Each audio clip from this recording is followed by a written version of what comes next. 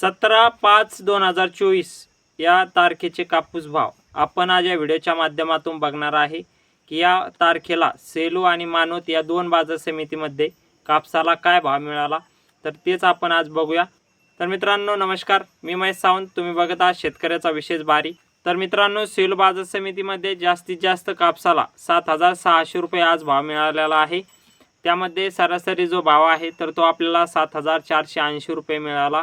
त्यामध्ये कमीत कमी जो भाव आहे तर तो आपल्याला 7,350 रुपये मिळाला आणि रेंटच कापसाला 6,000 रुपयापासून ते 7,000 रुपयापर्यंत भाव मिळाला।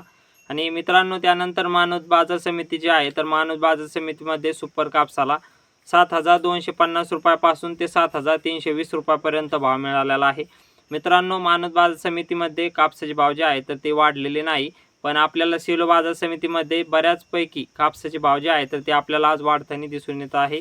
तर मित्रांनो अशा पद्धतीने या दोन बाजार समितीचे जे कापूस भाव आहे तर ते अशा पद्धतीने होते।